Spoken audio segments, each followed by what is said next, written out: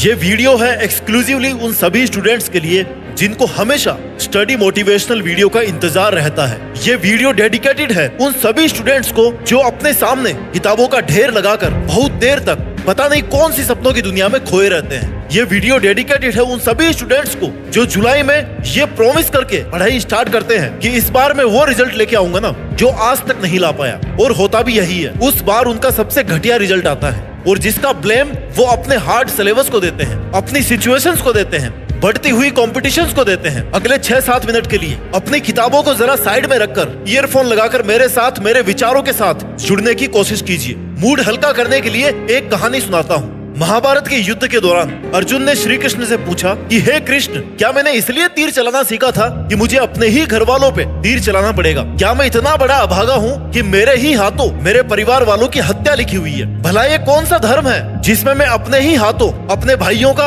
अपने चाचा का, अपने ताऊ का, अपने फूफा का वध कर रहा हूँ? और ये कहकर वो अपने धनुष को रथ में एक साइड में रख करके दुख में बैठ जाते हैं। उस वक्त अर्जुन को ये नहीं पता था कि वो कितने लकी हैं। वो जिस सारथी के सामने अपनी व्यथा को व्यक्त कर रहे हैं ना, वो श्री कृष्ण, जिन्होंने अर्जुन के रथ का ही नहीं बल्कि सारी सृष्टि की बागडोर अपने हाथ में ले रखी है। फिर भला अर्जुन को क्या दिक्कत थी? दिक्कत यह थी कि अर्जुन की आंखों के सामने ना अंधकार छाया हुआ था। श्री कृष्ण ने व्याकुल अर्जुन की तरफ देखते हुए कहा कि कौन कह रहा है कि अर्जुन अपने परिवार का वध कर रहा है? अरे अर्जुन तो केवल युद्ध में उनका वध कर रहा है जो अधर्मी है, जो धर्म के साथ नहीं है, और अधर्म का नाश धर्म करता है, ना कि कोई एक योद्धा। योद्धा तो बस एक जरिया होता है, योद्धा का तो केवल नाम होता है, लेकिन करवाने वाले तो श्री कृष्ण होते हैं। इसलिए अर्जुन, तू केवल धनुष उठाकर वो कर जिसके लिए तूने ट्रेनिंग ली है। उस परिणाम के बारे में सोचना बंद कर दे जो तेरे हाथ में है ही नहीं। जो परिणाम आता है ना अर्जुन, वो मैं देता हूँ। तुम केवल अपनी मेहनत देते हो, अपना प्रयास देते हो। इसलिए है अर्जुन, जो युद्ध करना तूने इस जीवन में सीखा है ना,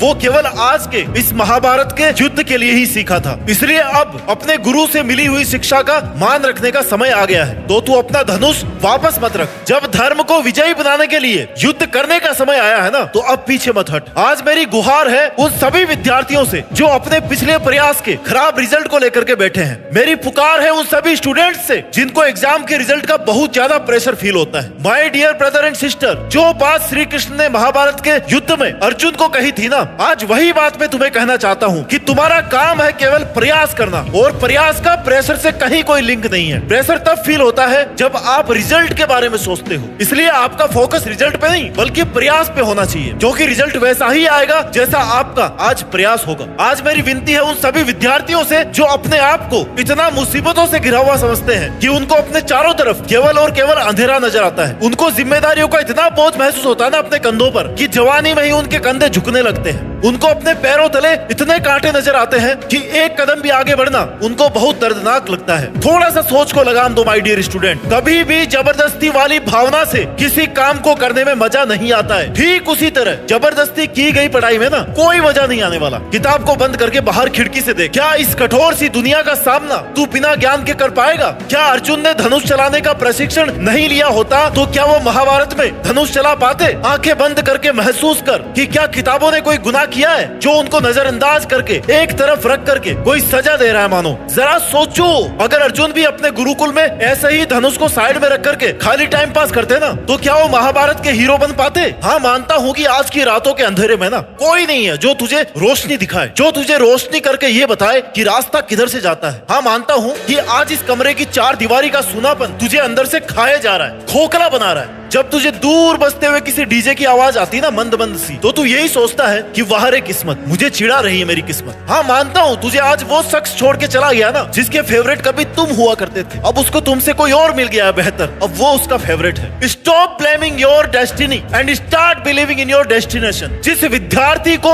आप टॉप करते हुए देखते हैं ना, ये वही विद्यार्थी था, ये वही स्टूडेंट था जो सुबह तब उठता था जब इस सारी दुनिया में सन्नाटा छाया रहता था, और जब केवल एक आवाज उसको सुनाई देती थी। वो थी उसके कमरे की दीवार घड़ी। उसमें टिक टिक की आवाज आती थी। उस घड़ी की सुइयां मन ही मन मुस्कुराती थी और उससे कहती थी मानो कि चाहे सो, चाहे जागो, चाहे पढ़ो या नहीं पढ़ो, अच्छा करना है या खुद के साथ बुरा करना है, मैं हमेशा चलती रहूंगी। जो मेरी सुइयों के साथ कदम मिला के चलेगा उसको मैं आबाद कर दूंगी, और जो समय को बर्बाद करेगा उसको मैं उससे भी ज्यादा बर्बाद कर दूंगी। और तब इसी स्टूडेंट को समझ में आता है कि उसका रातों को जागना कितना नेसेसरी अननेसेसरी है। इस स्टूडेंट का कॉम्पिटिटर कोई और नहीं है बल्कि वो खुद है। किसी एग्जाम में सबको हराने के लिए सबसे पहले खुद के आलस को हराना पड़ता है। वो खुद कल क्या था और खुद आज क्या है। कल उसको कितना आता था और आज इसको कितना आता है। कल उसने कितनी पढ़ाई करी थी और आज कितनी और पढ़ाई करना बाकी है। आपके कॉम्पिटिटर आप खुद हो। आज तुम्हें अपने विद्यार्थी जीवन में ऐसा महसूस हो सकता है कि तुम्हारे पास सब कुछ क्यों नहीं है, तुम्हारी जिंदगी में क्यों कोई लव स्टोरी नहीं है, तुम्हारी जिंदगी में कोई एडवेंचर क्यों नहीं है, मस्ती क्यों नहीं है। इसलिए नहीं है मेरे भाई कि ये सब नॉनसेंस है, बकवास है। सोशल मीडिया ने तुम्हें गुमराह बना रखा है। रील्स देख देख के तुम्हारे दिमाग में कील ठुक गई है। आशिकी से पेट नहीं भरता,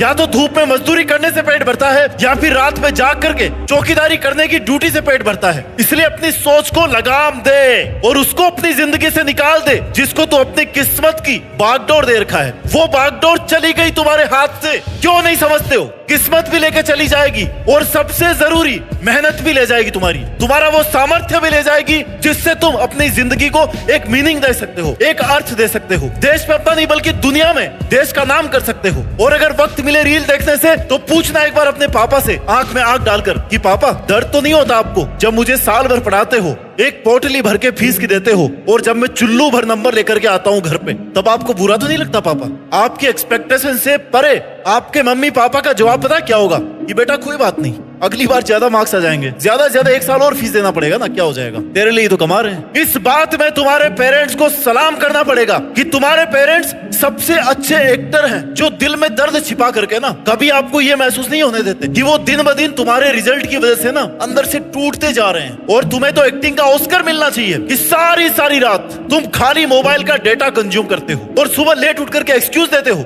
मम्मी रात को लेट तक सोया था, मम्मी रात को बहुत लेट तक पढ़ाई करी थी। नौटंकी चल रही है क्या कि जो सबसे ज्यादा नौटंकी करेगा उसको रात को 1 लाख रुपए दिए जाएंगे अवार्ड में। आपके माँ बाप आपके लिए पढ़ाई करने के दरवाजे खोल सकते हैं लेकिन उसमें घुसना तो आपको ही पड़ेगा माय डियर। जो ये बोलते हैं ना कि कंपटीशन बहुत ज्यादा हो गई है, उनको मैं यही बोलूंगा कि अगर कंपटीशन ज्यादा हो गई है ना तो 2 साल और रुक जाओ। 2 साल बाद में ना इससे भी ज्यादा कंपटीशन हो जाएगी और तब भी अगर आपको कंपटीशन ज्यादा लगे ना तो फिर एक और ऑप्शन है, फिर और 2 साल रुक जाना और फिर कंपटीशन और दुगनी हो जाएगी। अगर अवसर है तो केवल आज है, इसी साल है, अगले साल कंपटीशन का रोना इससे भी ज्यादा हो जाएगा। ये जो अभी का दौर है ना इसमें कंपटीशन इतनी नहीं है जितनी 2-3 साल बाद में हो जाएगी। इसलिए find out the opportunity in present only. You have to build habit of studying harder and harder and harder. Because motivational video देख के ना आप स्टडी करना स्टार्ट तो कर दोगे बट डेली खुद से स्टडी कराने के लिए आपको अपनी हैबिट बिल्ड करनी पड़ेगी। इनिशियल फेज में मोटिवेशनल वीडियो आपकी हेल्प कर सकता है बट एक टाइम आने के बाद में ना मोटिवेशनल वीडियो फीका लगने लग जाएगा। क्यों? क्योंकि सेल्फ मोटिवेशन नहीं आ रहा है। क्यों? क्योंकि आपने हैबिट ही डेवलप नहीं करी लगातार पढ़ाई करने की। इसलिए सेल्फ मोटिवेट रहोगे ना तो आपको लगातार मेहनत करने की हिम्मत मिलेगी। सेल्फ मोटिवेशन आपकी आज की सिचुएशन, आप किस बैकग्राउंड से आते हैं, आपके माँ बाप क्या है, आपको बनना क्या है, यह है आपका self motivation. Doctor APJ Abdul Kalam कहते हैं कि एक इंसान को अगर सफलता का आनंद लेना है ना तो उसको मुश्किलों से गुजरना ही पड़ेगा क्योंकि बिना मुश्किलों के ना वो सक्सेस को एंजॉय नहीं कर पाएगा और ना ही उसकी रेस्पेक्ट को मेंटेन कर पाएगा। थॉमस एडिसन जिन्होंने कई सैकड़ों बार असफल प्रयास के बाद लट्टू का आविष्कार किया, बल्ब बनाया, उनका कहना है कि एक इंसान की कमजोरी ये नहीं है कि वो काम नहीं कर पाया या उसकी किस्मत में समस्याएं बहुत ज्यादा थी, बल्कि उसकी सबसे बड़ी कमजोरी ये है कि वो हार बड़ा जल्दी मान लेता है। इसलिए अगर उसको सफल होना है तो उसमें इतनी हिम्मत होनी चाहिए कि असफल होने के बाद भी एक और प्रयास के लिए हिम्मत जुटा पाए क्योंकि हो सकता है वही प्रयास आपका अंतिम प्रयास हो। जो लोग ये सोचते हैं कि वो फेल हो गए हैं उनको वास्तव में ये नहीं पता होता है कि उन्होंने कितना करीब से आकर के सफलता को छोड़ दिया है। अगर आपको पढ़ाई में कुछ आता नहीं है ना तो इसमें आपकी कोई गलती नहीं है, लेकिन अगर आपको पता है कि आपको ये नहीं आता और फिर भी आप उसको जानने की, उसको सीखने की कोशिश नहीं कर रहे हैं, प्रयास नहीं कर रहे हैं तो ये अभी आपकी गलती है। क्योंकि ये जो टॉपिक्स है ना जो आपको नहीं आ रहे, जिनको आप ब्लेम कर रहे हो कि बहुत हार्ड है, ये आपके जैसे मेंटल एज के स्टूडेंट्स के लिए बनाए हुए हैं। भागवत गीता में लिखा है कि अभ्यास करके हर असंभव काम को भी संभव बनाया जा सकता है, चाहे वो मेहनत करना हो या फिर अपने मन को काबू में करना हो। बाई बर्थ अगर हमें कुछ मिलता है ना तो वो है हमारे माँ बाप और हमारा परिवार। इनके अलावा बाकी सब चीजें आपको अचीव करनी पड़ती है। इसलिए अगर आपको ये लग रहा है ना कि उस स्टूडेंट के इतने ज्यादा मार्क्स आते हैं क्योंकि वो ज्यादा टैलेंटेड है तो ये सोचना बिल्कुल ही गलत है, बल्कि सच्चाई ये है कि उसने अभ्यास कर करके मुश्किल से मुश्किल सब्जेक्ट को भी आसान बना लिया है। इनविजिबल गोल को अगर विजिबल करना है ना तो सबसे पहले गोल सेट करना पड़ेगा। सपनों को हकीकत में बदलते हुए देखना है ना तो खुद को मुसीबतों में भी देखने का और मुसीबतों से निकालने का, मेहनत करने का हौसला भी पालना डालना पड़ेगा। पूरे जी जान से पढ़ाई करते रहिए, मेहनत करते रहिए और मेहनत के दम पर देश पे अपना नहीं बल्कि दुनिया में देश का नाम रोशन करके दिखाइए। जय हिंद, वंदे मातरम।